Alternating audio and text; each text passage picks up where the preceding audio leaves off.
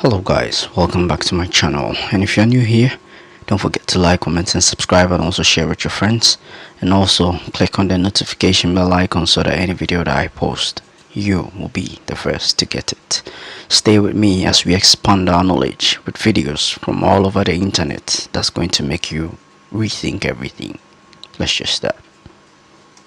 Have you heard of Bondo apes? No. I heard about it from a Joe Rogan podcast. It's these Joe these who? Rogan? Oh, Joe Rogan. It's this group of apes that live in the Congo. There's like some pictures of them. Abnormally huge chimpanzees. The rumor is when they walk on their two legs instead of like how a monkey usually walks. 6 feet tall. 6 feet tall, and their nickname. That's how tall I am. Their nickname is the Lion Killers because they supposedly kill lions and eat them. Dude, they are scary. They're confused by it because their heads aren't fully shaped like a chimpanzee's. Pictures of gorillas. That's So what I'm saying. they're almost saying it's like a mixed race Hybrid. between chimpanzees and gorillas. Oh, that's scary. That's And they're really like supposedly mean. Because they're thinner like chimps, but they're like bulky Caesar. like gorillas. Yeah. Oh my goodness. It's like that's so Caesar scary. from Planet of the Apes. Yeah. Yeah. No! Oh, dude. It's like standing up and he like grabs something. No!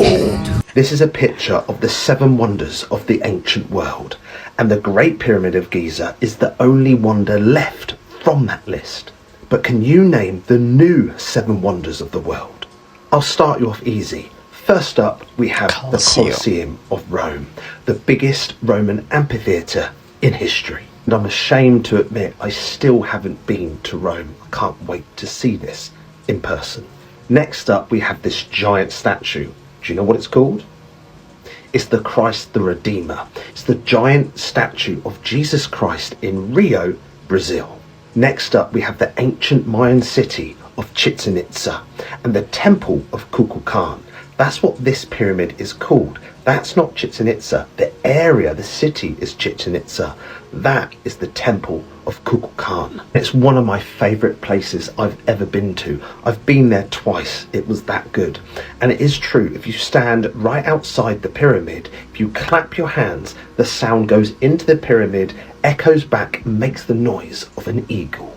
After that, we have the Great Wall of China. It took around 2,500 years to complete. It was done in stages. Well, parts were built, then things were like destroyed, then it was rebuilt, added to, made bigger, longer, and it started in the 8th century BC, and the last piece of it was done around the 19th century, about 1878 I believe. So it took 2,500 years to complete the Great Wall of China as we know it today. Next up, we have Machu Picchu in Peru. Machu Picchu was built by the Incan civilization in the 15th century AD, and it's a citadel, and it still blows my mind how those people were able to build this on top of the mountain. Then we have Petra in Jordan. This is one of those places that I really, really want to see. Petra in Jordan was built around the 5th century BC by an Arab people, a nomadic Arab people known as the Nabateans.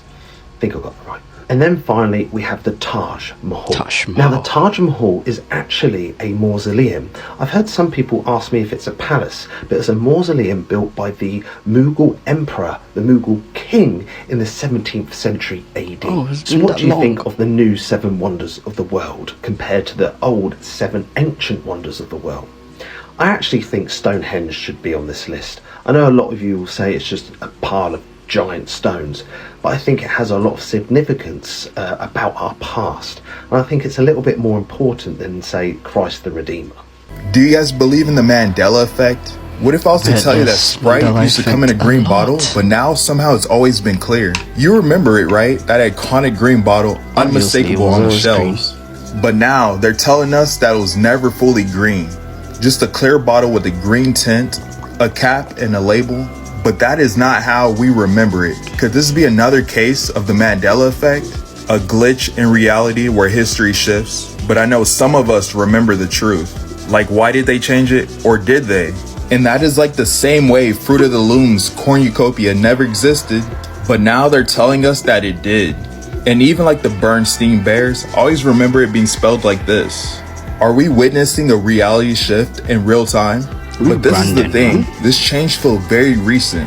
And people in official sources act like it was always this way. Some people swear that they've only ever seen clear Sprite bottles, while others vividly remember the solid green. Could it be that we're slipping between timelines? Countries that never lost a war. Canada.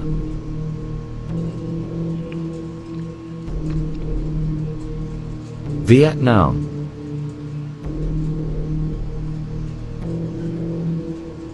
Brazil.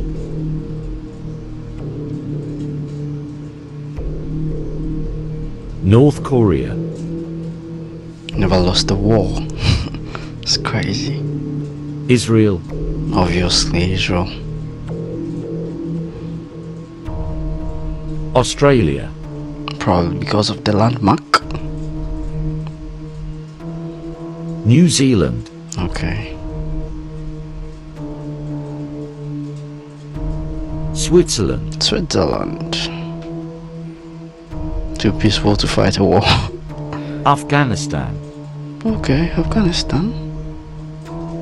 I didn't know that. I need you to understand that some people don't like you because you're exactly who you say you are. And they gotta choose which mask they're gonna put on each day to appease whoever's around them. The realest people in the room are always the ones that feel the loneliest because they can't relate to everybody. I can't relate to you haha kikiing in somebody's face that you told me was a fake phony person. That you told me was a liar and always talking bad about you while you were talking bad about them to me. So if I see them and we're friends, I'm not going to entertain them. I'm not going to act like I just wasn't hearing all this shit about them. But when I see you do it, then I realize, oh, okay, you probably talk like that about me too. Yeah. Because I stand on what I said when we had those conversations. I'm the bad guy. No, I'm not the bad guy. I'm just the only one that's honest in the room. When you start treating your life like that, you start realizing I'm not as close with these people as I really thought I was. To be honest, I'm not sure I actually want to be their friends. Oh my God. I've cut off so many people from my life just for that reason. I don't do the fake shit. I don't do it. Especially as a man, your word means everything. So if you say it, mean it, stand by it, act on it. And when you do that, you start to realize sometimes you're going to rub people the wrong way. Because most of this world, especially because of social media, is used to being fake. But not you. Stay real. From the New Age, found Jesus and everything, and now they cast everything aside that is not Jesus. So everything is... And they don't actually understand Jesus.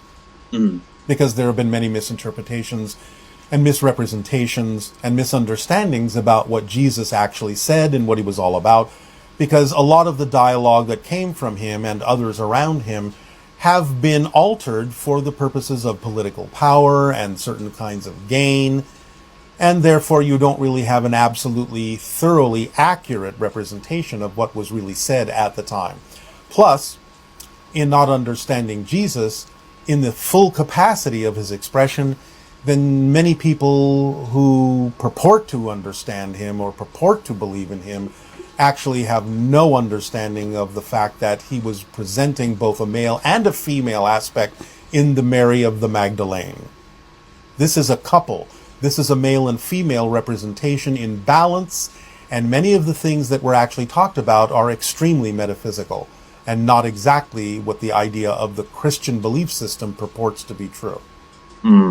Got it. So more, this is hard for me to ask, but more like how you've said the Magdalena things and more of the Essenian stuff and the Rosicrucian stuff is a little more core. Even there are misinterpretations in those. It is more the pure idea of the understanding of the balance between male and female in the expression of Yeshua and Maria, or Miriam the Magdalene. So more just the simplicity of harmony between the sexes. Yes. Okay. And the idea of the understanding of both sides' connection in balance to all that is, and the expressions thereof, many of which are very familiar now to those who have listened to metaphysical concepts in your modern age.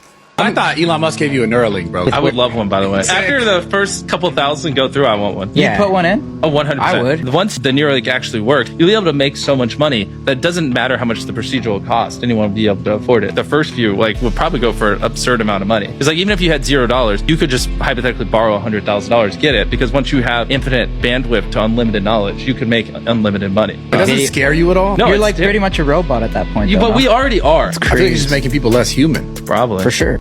Now, do you know why Mr. Muhammad teaches us not to eat from the pig? Well, the pig contains certain disease-causing organisms. Right, you're exactly right. Now that's the physical aspect. There's also the mental or psychological aspects, and there's the spiritual reasons why we're not supposed to eat of the pig. Look at the characteristics of a pig. He's sloppy, he's greedy. Greedy like a pig, you know what they say? They also say you are what you eat. So what we put into our mouths affects our minds and our heart. We don't want to take on these characteristics of sloppiness, of uncleanliness, of selfishness. Now from a spiritual aspect or a spiritual standpoint, the Bible and the Quran teaches us that it is divinely forbidden for us to eat of any pig. In various chapters in the Bible and the Quran it talks about this. So from a physical standpoint, from a mental or a psychological standpoint, from a spiritual standpoint, we don't want anything to do with this animal. The laziest country in the world is super relaxed. In this country, people are so chill, they don't even pick up money from the ground. That country is Switzerland. Switzerland is one of the richest countries with high living standards. People earn a lot and work less. Most Swiss people only work 3 days a week. Education from kindergarten to college is free and healthcare is covered, so no one worries about hospital bills. Saving money, most Swiss don't even think about it. They prefer to enjoy life and spend freely. Swiss banks are famous, but most of the money there belongs to foreigners, not locals. Here's the crazy part. In Switzerland, if you're a legal resident, you get 2,000 Swiss francs, $2,200 every month, even if you don't work. Some people don't even bother to pick up that money. In 2016, the government tried making payments mandatory, but 70% of the Swiss protested, saying they didn't need the government's help. So does this country make you want to move there? Obviously, of course. The family here in the American shores who came over are the Collins family. Collins comes from Colon, Cristobal Colon, who is Columbus. Hence you've got the District of Columbia, the Knights of Columbia, Columbia Pictures, Columbia the country, British Columbia. Who owns that? Families.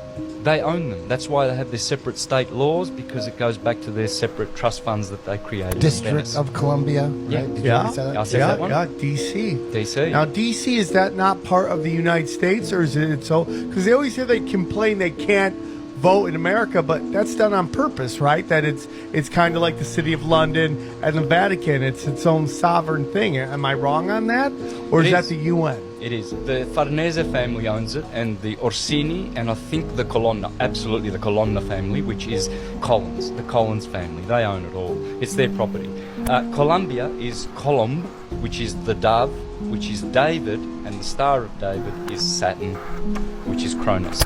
So the Bible talks about these women. Woo! And I'm being nice when I call them that. Back to the storyline. In the book of Isaiah chapter 4, we see a storyline that starts with 7 women that grab hold of one man. And the interesting thing about these 7 women is that they tell this man, they petition this man to marry them. But it's a strategic marriage. They only want his last name for one reason, to take away their reproach. But the terms of the marriage are clear. We will eat our own bread and wear our own apparel. All right, let's spin the block for a moment, because we're talking about the 2 women in the book of Revelation, both women representing churches. One, the bride of Christ, the other, not a bride.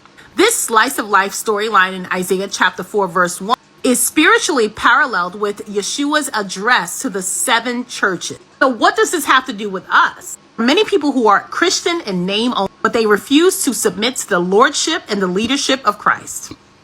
Columbus wasn't an explorer, he was the first conquistador. And in the letter he says, the Taino, the Native Americans on Haiti, were the kindest, most gentle people I had ever met. Their generosity was not exceeded by any people I've ever encountered. They shared their food, their shelter, they even shared their women. A few men with swords could make slaves of them all. Isabella goes, this is amazing. And she sends him on another journey, a second voyage, 1493. This time it isn't 3 ships, it's a fleet, because their goal in 1493 is not exploration, it's conquest. This is what they don't tell you. The Grand Canyon isn't just a natural wonder. It holds the secrets of an ancient, advanced civilization. But that's not even the craziest thing that was recently discovered. In a 1909 newspaper article, there were claims of an incredible find, saying, an explorer discovered a hidden cave filled with Egyptian artifacts. The Grand Canyon has been studied for centuries, so what's really hidden within it? This is where things get scary. In the article, explorer G.E. Kincaid allegedly found a cave containing statues, tools, and hieroglyphs that resembled those of ancient Egypt. But here's the twist. Some scientists believe it wasn't even the ancient Egyptians, but an ancient advanced civilization called the Anunnaki. It's believed it was actually the Anunnaki who built the pyramids in ancient Egypt, and they also built pyramids and giant structures in part of North and South America. But once they left our planet, they took everything with them, leaving us with giant architecture all around the world. Since 1963, more than 22 African presidents were assassinated while in power, many of them after asserting their independence and refusing to comply with colonial powers. France, directly or indirectly, is linked to all these assassinations, as African leaders who challenged neo-colonial influence were often met with violent ends. Here's the list of the assassinated African presidents. 1963, Sylvanus Olympio, Togo, sought economic independence by rejecting the CFA franc. 1966, John Aguiyi Ironsi, Nigeria, attempted to unify Nigeria amidst ethnic tensions. 1969, Abdirachid Ali Shomaki, Somalia, advocated for Somali unity and nationalism. 1972, Abeid Amani Karume, Zanzibar, pushed for socialist policies. 1975, Richard Ratsimandrava, Madagascar, sought to end foreign interference. 1975, François Ngata Tombalbaye, Chad, resisted French political influence. 1976, Murtala Ramat Mohammed, Nigeria, criticized Western interference in Africa. 1977, Marian Ngouabi, Congo-Brazzaville, advocated Marxist-Leninist policies. 1977, Teferi Bante, Ethiopia, overthrown during political turmoil. 1981, Anwar el-Sadat, Egypt, assassinated after a controversial peace treaty. 1981, William Richard Tolbert, Liberia, pushed for economic reform. 1987, Thomas Sankara, Burkina Faso, anti-imperialist, opposed neocolonialism. 1989, Ahmed Abdallah, Comoros, political instability and external influence. 1989, Samuel Kanyando, Liberia, killed during a civil war influenced by foreign interests. 1992, Mohamed Boudiaf, Algeria, assassinated amidst political conflict. 1993, Melchior Ndadaye, Burundi, first democratically elected Hutu president. 1994, Cyprien Ntaryamira, Burundi, died in a plane crash with Juvenal Habyarimana. 1994, Juvenal Habyarimana, Rwanda. His death triggered the Rwandan genocide. Before I reveal the last 5 presidents assassinated by France, like this video and subscribe to support Africarized. 1999, Ibrahim Bare Mainasara, Niger, assassinated during political instability. 2001, Laurent Désiré Kabila, Congo-Kinshasa, challenged Western exploitation. 2009, João Bernardo Vieira, Guinea-Bissau, political tensions and military involvement. 2011, Muammar Gaddafi, Libya, overthrown during a NATO intervention. 2021, Idris Deby, Chad, killed during conflict with rebel forces.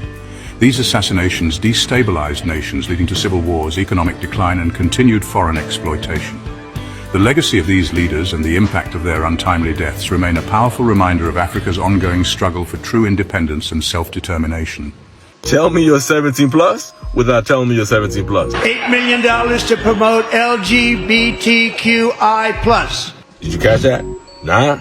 Let me give you that one more again. QI plus. If you know anything about 17, every single word is accounted for. And that's the genius of Donald Trump. This has been very unfair. Our country, from an economic standpoint. Did you catch that? Our company. Companies, corporations have presidents. A republic does not. And did you hear what she just said? There was a kind of a darkness and a fear when Biden was president. And it wasn't because Biden was president. It was because we knew Biden wasn't president. Exactly. Like I've said many a times, we're looking at the last president. Here's the bottom line. The first 4 years was to show us what was possible. The last 4 years was about exposure. Because like Ronald Reagan said, when you can't make them see the light, you gotta make them feel the heat. Did you guys know that we also have Chinese energy hours in astrology, in Chinese astrology? This is very crucial. If you are a snake, you will do good in these hours. If you are a dragon, you will do good in these hours. If you are a cat, you will do good in these hours. You can take advantage of this. If you use your energy hours, you can get a lot luckier than other people. You can also make a lot of money doing this. And this is good to also avoid your enemy hours as well. The sign that you clash with. So for example, if you're a snake, you clash with pig. If you're a dragon, you clash with dog. If you are a cat, you clash with rooster. You can avoid these certain hours when you are on your enemy hour. And of course, you can use this to your advantage to do things on certain hours. So if you are a snake, you can work on your business. You can hit the casino on those certain hours, possibly might win. But it's very crucial to use these hours to your advantage as much as possible. So you have kids who can read, they ride the bike, they play ping pong, everything completely blindfolded. They were able to see behind their back as well. Oh, really? So, yeah, so you would put something like a piece of paper or anything behind, they could see the color. It's pretty amazing. And it's not just one school. There are a few schools around the world that do that. And I've visited them myself, like with my own eyes. I would be there with the kids, so there is no cheating. Justin? Tell me what's on this card. Teacup. And now tell me what's on this card. Toilet. That is easily teachable to children. Adults are going to take a little longer because of their belief system, but they get it. I had a few very, very amazing adults who could learn very quickly. So it's funny that you mentioned Frank Abagnale, Catch Me If You Can. When we consider con people, con men, the term con man means confidence man. And one of the most misused terms in our local vernacular is the word confidence. Because what makes these people successful is not their confidence. I would argue that most con men are actually not confident at all. What makes them so effective, what makes them so dangerous, is what courage they have. And this is a case study for new recruits at CIA, the difference between confidence and courage. Because so many people come into CIA recruited for their seeming confidence, their capability, their charisma, their confidence in themselves, their arrogance. But CIA very quickly teaches you confident people die every day. Confident people that don't actually understand their capacity are victimized every day. The person who's truly dangerous is a person of courage. Because a person of courage is a person who can face what they fear and do it anyways. They can look in the face of fear. They can know that the thing they're about to do is scary or dangerous, could hurt them, could kill them, but they do it anyways. And that is a far rarer trait. A person of courage is a far harder person to find than a person of confidence. And even though you'll see book covers about confidence and TED Talks about confidence and all you need is confidence, there's a reason you can get it for a dime, because that's about what it's worth. Most ancient civilizations around the world had a Stargate. Several portals known as Stargate were discovered across the globe during the 1900s. Many historians believe these devices were purposely used for distant solar systems to time travel across the cosmos. By the 1950s, many were destroyed or moved from locations that they were originally constructed. It's also been said that these ancient portals had been around for thousands of years as open gateways for the Anunnaki. Ancient civilizations all over the world, from Egyptians to the Mayans, spoke of mysterious gateways that could transport people across time and space. But what if they weren't just myths? Some believe secret Stargate-type portals exist today, hidden in remote locations, guarded by governments and secret organizations. Remember the Iraq War? Some conspiracy theorists claim it wasn't about oil, but about a buried Stargate in the ruins of Babylon. Thank you for watching. Let me know what you think in the comments. By the way, you can click the link in my bio. I have a brand new YouTube video that just dropped. It's about the banned night vision goggles that revealed demons during the Vietnam War. Thank you for watching. Stay weird. It's going to be a bloody 2025. I think that's very obvious. And nobody's fucking paying attention. Nobody's paying attention. We've been warning about what's happening for damn near a year now. And nobody took it seriously. Now, we have the New Orleans attack. We have Iranian missiles. Who knows what this year is going to be like, but if shit did hit the fan, I'd want somebody like this guy to show me what to do. Luckily, he wrote a book titled A Navy SEAL's Bug-In Guide, How to Turn Your House into the Safest Place on Earth. And since it's written by a former Navy SEAL, this is really good information. The first part of this book is all about food, what foods to store, how to store your food. There's recipes with ingredients that don't go bad. The book also covers water, how to store your water so it doesn't grow bacteria and make you sick. There's also QR codes throughout this book, so when you scan it, it takes you to a trusted website where you can buy whatever it is that you want to buy. Of course, this book covers home security, how to set traps, how to secure your doors, garage doors, how to strategically place cameras. Of course, this is covered, but I can't talk about it too much on this app. This is all written by a Navy SEAL, so it's really good information. If you want to start prepping, but you have no idea where to start, this book is on sale, so I'm going to put a link at the bottom of the video. And we've come to the end of the video. I hope you enjoyed this. I hope you learned something new from this video. And don't forget to like, comment, and subscribe, and also share with your friends. And also click on the notification bell icon so that any video that I post, you will be the first to get it. Adios amigos, and I'll catch you guys in my next video. Bye.